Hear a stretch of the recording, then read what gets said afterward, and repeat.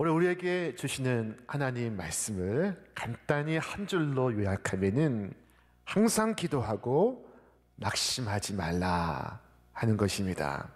자, 기도와 낙심하지 않는 것은 둘이 아니요 하나입니다. 기도가 있는 곳에 낙심이 없습니다. 그러나 기도가 없는 곳에 낙심이 있습니다. 오늘 예수님의 말씀 속에는 두 사람이 등장하고 있습니다. 한 사람은 재판장이요, 다른 한 사람은 사회적 약자, 과부입니다. 재판장은 법에 따라서 사회에 정의를 세워야 합니다. 그런데 이 재판장은 그렇지가 않았습니다.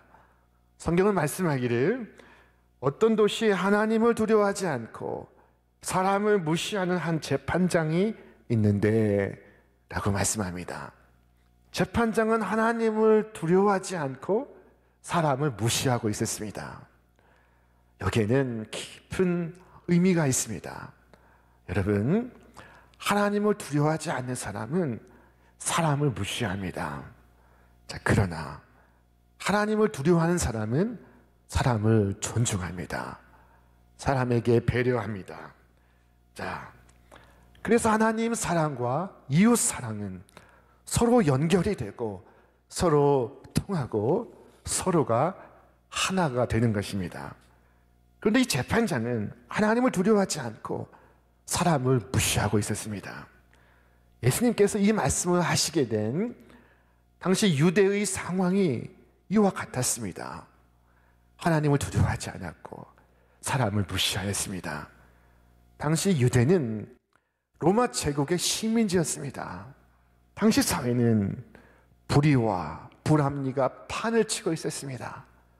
정치적 억압이 있고 경제적 착취가 있고 사회에 불안이 있었습니다. 우리 일제시대 오늘 이 땅이 겪었던 지난 역사와 같을 것입니다. 말씀 속에 등장하는 이 재판장은 한마디로 불의한 재판장입니다. 이 재판장은 마땅히 하나님을 두려워하고 사람을 존중해야 하나 그에게는 하나님의 정의감도 사람에 대한 동정심도 없었습니다. 이것은 재판장의 올바른 자세와는 거리가 먼 것입니다. 이 말씀 속의 과부는 당시 고아, 장애인, 나그네, 노예와 같은 사회적 약자 중에 한 사람이었습니다.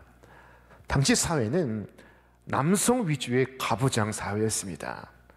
남자가 목축을 하고 남자가 밭을 갈고 남자가 가정을 이끌고 있었습니다. 그때 남편을 잃는다면 가정의 사회적 경제적 버팀목이 사라지는 것입니다. 자, 그때 과부는 누구를 찾아가야 할까요? 누가 과부의 사정을 알아줄까요? 과부는 자기를 방어할 수단이 없습니다. 자, 그녀는 법 없이도 살 사람이 아니라 법이 없으면 죽을 사람이었습니다. 법이 그녀를 지켜주어야만 했습니다. 그런데 이 재판장은 법을 지키지 않고 있었습니다. 여러분, 하나님은 과부를 보호하라고 말씀을 하셨습니다. 하나님은 고아와 과부를 당신 자신과 동일시하셨습니다. 자, 주께서 말씀하십니다. 우리 함께 읽겠습니다. 내 고관들은 패역하여 도둑과 짝하며 다 뇌물을 사랑하며 예물을 구하며 고아를 위하여 신원하지 아니하며 과부의 송사를 수리하지 아니하는도다. 그러므로 주 만군의 여호와 이스라엘의 전능자가 말씀하시되 슬프다. 내가 장차 내 대적에게 보응하여 내 마음을 편하게 하겠고 내 원수에게 보복하리라. 과부의 송사를 접수하지 않는 그를 이스라엘의 전능자 여호와 하나님께서 내 원수요 내 대적이라고 말씀하십니다. 내 대적에게 보복하리라 하나님께서 맹세를 하십니다. 자, 오늘 말씀 속에 이 과부는 자신의 처지를 체념하고 그리고 낙심하지 않았습니다. 자, 그녀는 자신의 소송 사건을 맡은 재판장을 계속 찾아갔습니다. 그 도시에 한 과부가 있어 자주 그에게 가서 내 원수에 대한 나의 원한을 풀어주소서 하되, 우리는 그녀가 당한 사정을 잘 모릅니다. 아마 누군가 그녀의 재산을 강제로 빼앗아 갔는지 모릅니다. 그녀는 대단히 억울한 사정을 갖고 있었습니다. 그래서 내 원한을 풀어주소서 간청하고 있습니다.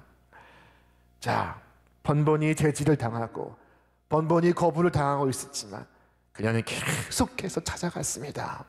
수치를 무릅쓰고 찾아갔습니다. 여러분, 이 과부는 자신에게 특별한 도움을 달라고 요청하는 것이 아니었습니다. 자신의 원한을 풀어달라는 것이었습니다. 여러분, 재판관이 하는 일이 무엇입니까? 왜 그 자리에 있습니까? 선을 보호하고 악을 벌하고 하나님의 의를 세우기 위함인 것입니다. 자, 과부는 당연히 해야 할 일을 해달라고 재판장을 찾아가고 있었습니다. 그럼에도 불구하고 이 재판장은 아랑곳하지 않았습니다. 왜 그랬을까요? 그가 하나님을 두려워하지 않고 사람을 무시하는 재판장이었기 때문이었습니다. 자, 그러나 이 재판장도 더 이상은 참을 수가 없었습니다. 생각을 달리해야 하는 상황에 이르게 되었습니다. 그가 얼마 동안 듣지 아니하다가 후에 속으로 생각하되, 내가 하나님을 두려워하지 않고 사람을 무시하나 이 과부가 나를 번거롭게 하니 내가 그 원한을 풀어주리라. 그렇지 않으면 늘 와서 나를 괴롭게 하리라 하였느니라. 이 재판장은 자신이 누구인지를 잘 알고 있습니다. 자신이 어떠한 사람인지를 알고 있습니다. 그는 하나님을 두려워하지 않았고 사람을 무시하는 재판장이었습니다. 그러나 이 과부가 나를 번거롭게 하니 내가 그 원한을 풀어주리라. 그렇지 않으면 항상 나를 괴롭게 하리라. 그가 말하고 있습니다. 여러분, 지금 이 불의한 재판장과 힘없는 과부가 서로 맞대결하고 있습니다. 여러분, 누가 이기겠습니까? 그런데 놀랍게도 불의한 재판장이 무릎을 꿇고 있습니다. 불의한 재판장이 굴복하고 있습니다. 어떻게 이런 일이 벌어질 수가 있을까요? 이 재판장은 말하기를 그녀가 나를 번거롭게 하니 라고 말합니다. 번거롭게 하다, 이 성경 속의 용어의 의미는 계속 같은 곳을 공격하다 하는 의미가 담겨 있습니다. 자, 그러나 그게 전부일까요? 만약에 그녀가 하는 이야기가 옳지 않은 이야기였다면 재판장은 그녀를 처벌했을 것입니다. 그런데 그녀의 간청이 누가 듣고 있어도 옳은 이야기였던 것입니다. 그 내용이 정당했던 것입니다. 옳은 이야기로 재판장을 계속 찔렀던 것입니다. 자, 그때 주께서 말씀하십니다. 우리 함께 읽겠습니다. 주께서 또 이르시되, 불의한 재판장이 말한 것을 들으라. 하물며 하나님께서 그 밤낮 부르짖는 택하신 자들의 원한을 풀어주지 아니하시겠느냐? 그들에게 오래 참으시겠느냐? 하나님께서 이 불의한 재판장이 하는 말을 들어보라고 하십니다. 그의 불의는 본받을 것이 없지만 그가 하는 말은 새겨볼 부분이 있다는 것입니다. 자, 이때 하물며 하시는 주님의 이 말씀은 주님만의 독특한 어법이라고 했습니다. 하나님의 마음을 세상에 소개할 때 주님은 이 하물며를 사용하십니다. 과부가 불의한 재판장에게 구했다면은 하물며 우리는 의로우신 하나님께 구해야 하지 않겠느냐 하시는 것입니다. 여러분, 하나님께서 오래 참고 계시겠습니까? 그렇지가 않습니다. 주께서 말씀하십니다. 우리 같이 있습니다. 내가 너희에게 이르노니 속히 그 원한을 풀어주시리라. 내가 너희에게 이른다. 서두를 말씀하십니다. 내가 보증한다. 하나님 아버지께서 그 원한을 속히 풀어주시리라. 여러분, 이 속히라는 말은 첫 번째는 빨리라는 의미요, 두 번째는 반드시라는 의미입니다. 하나님께서 속히 원한을 풀어주실 것입니다.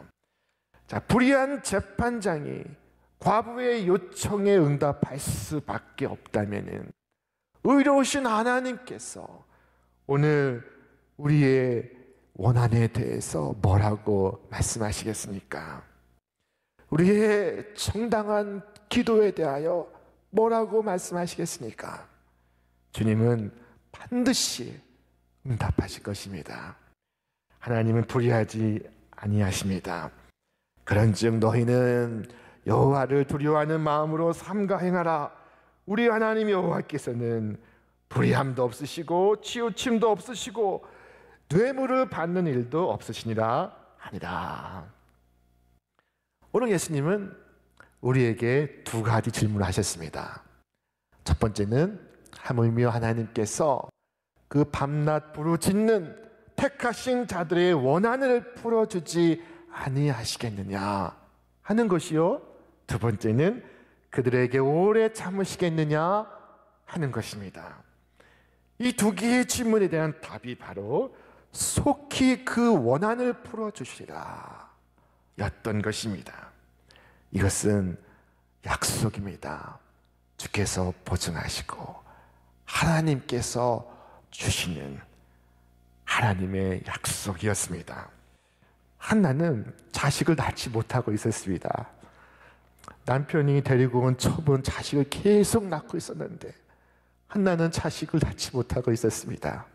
그러나 놀라운 것은 그녀가 어려움 속에서도 기도하고 낙심하지 않았다는 것입니다.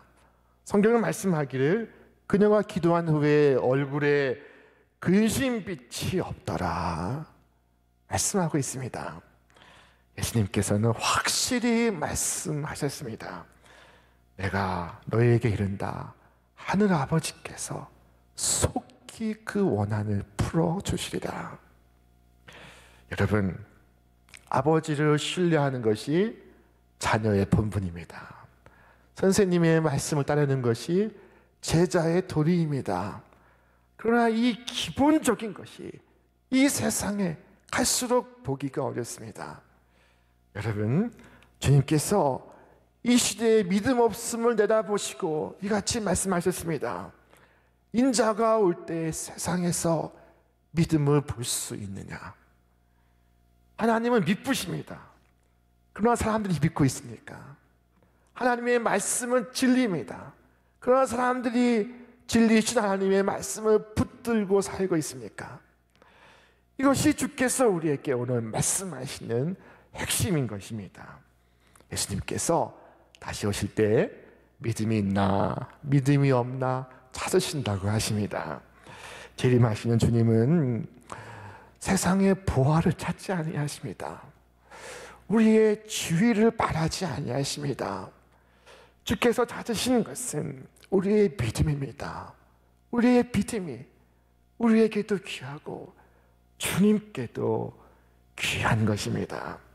주님은 인생을 통촉하시고 인생을 감찰하십니다. 여러분, 이 주일 아침에 교회 올 때에도 또 많은 사람들이 줄을 서서 바이러스가 있나 없나 체크하는 것을 볼 수가 있습니다. 여러분, 마지막 날에 이와 같은 조사가 대대적으로 이루어질 것입니다. 믿음이 있나 믿음이 없나, 하나님을 믿고 하나님의 약속을 의지함으로 하나님을 영화롭게 하였는지 그렇지 않았는지, 그때 믿는 자는 구원함을 받고 믿지 않았던 자들은 정죄함을 받게 될 것입니다. 여러분, 우리에게 믿음이 있습니까? 세상에서 믿음을 보겠느냐 하신 것은 주님께서 저 화려한 저택에서부터 저 초라한 오두막까지 믿음이 있는가를 찾아보시겠다는 것입니다. 저 유명한 사람에서부터 저 무명한 사람에까지 믿음이 있는가를 찾아보시겠다는 것입니다. 저 북에서 남으로, 동에서 서로 믿음이 있는가를 찾아보시겠다는 것입니다. 여러분, 세상에는 기도한 사람들이 많이 있습니다. 그러나 계속 기도하며 응답을 확신하며 기도하는 사람들이 어디에 있습니까? 야복 강가에서 기도하던 야곱처럼 기도하던 사람들이 지금 어디에 있습니까? 기도하지만 기도의 의미를 이해하지 못하고 단지 예배 끝나기 전에 혹은 밥을 먹기 전에 의례적으로 하는 것이라고 생각하지 않습니까? 주께서 지금 여기 오신다면 우리 중에 분명하고 열렬하게 응답을 확신하고 기도하는 사람을 얼마나 많이 찾으실 수가 있습니까? 과부는 재판관이 들어줄 때까지 기도했습니다. 이 기도하는 이 믿음이 참으로 드문, 참으로 귀한 믿음입니다. 여러분, 한동안은 믿을 수가 있습니다. 그러나 어려워지면은, 어려움이 장기화되면은 이와 같이 믿음으로 주께 나아가는 자를 찾기가 참으로 어렵습니다.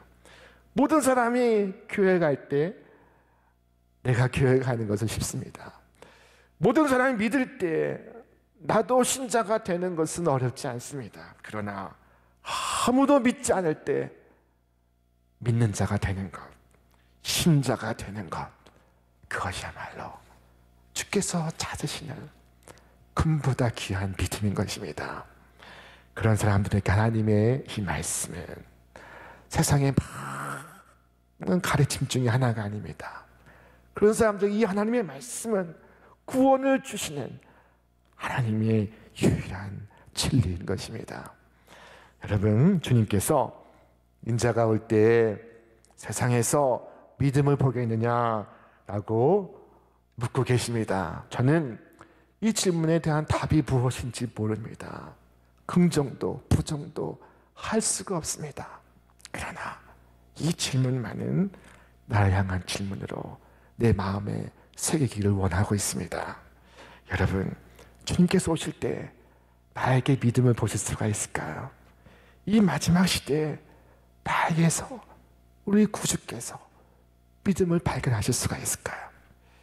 자, 이 질문은 우리 모두에게 큰 도전을 주고 있습니다. 오늘 우리는 믿음이 도전받는 위기의 시대를 살아가고 있기 때문입니다. 우리 이성봉 목사님은 순간순간 주님과 호흡하고 일보일보 주님과 동행하라 하셨습니다. 이성봉 목사님은 매일의 일상을 주님과 동행하셨습니다. 사람 손을 잡듯이 주먹쥐고 걸어가셨습니다. 자, 그런데 여러분, 요즘 사업을 하면서 하나님과 동행을 하고 식당에서 밥을 먹기 전에 하나님께 기도하고 집안의 작은 일 하나하나 하나님께 물어 의지하는 그와 같은 사람을 만나면 사람들은 이 사람이 좀 이상하다, 혹시 광신자가 아닐까 라고 생각을 합니다. 여러분, 우리는 믿음을 갖고 있다고 하나 냉혹한 현실에 부딪힐 때 우리의 믿음이 어디에 있습니까? 어째서 그리도 나는 세상 염려로 가득합니까? 만약 하나님을 믿는다면 어째서 그렇게 염려합니까? 이 염려와 불안은 어디에서 나는 것입니까? 주께서 오신다면은 우리는 우리의 불신앙에 대해서 변명할 수가 없습니다. 우리는 마땅히 믿어야 할 바를 지금 믿지 않고 있습니다. 여러분, 주님의 신실하심을 경험한 사람들이 그와 같다면은 세상 어디에서 믿음을 찾을 수가 있겠습니까? 여러분, 인자가 올 때 세상에서 믿음을 보겠느냐 하신 이 질문은, 그러나 너희 가운데서는 그 믿음을 보기를 원한다 하시는 주님의 소망은 필요하신 것입니다. 여러분, 그와 같은 믿음이 내게 있는가? 지금 새해를 맞기 전에, 올해를 보내기 전에 확인해 보시기를 바랍니다. 있다면은 나의 그 믿음을, 그 귀한 믿음을 꼭 지키시기를 바랍니다. 지금은 불의가 판을 치는 세상입니다. 믿음을 잃어버리기가 참 쉽습니다. 믿음이 있는 성도들은 서로 함께 가정에서, 목장에서 그 믿음을 유지할 수 있도록 서로를 지켜줘야 합니다. 그러나 만일 아무리 들여다보아도 나에게 믿음이 없다면 시간 기도하시길 바랍니다. 주님, 믿음을 갖기 원합니다. 믿고 기도하고 낙심하지 않기 원합니다. 내 안에 불신앙을 추방하기를 원합니다. 다른 아무도 주님을 믿지 않는다 할지라도 주님, 오늘 제가 주님을 믿습니다. 우리는 믿는 자로 부르심을 받았습니다.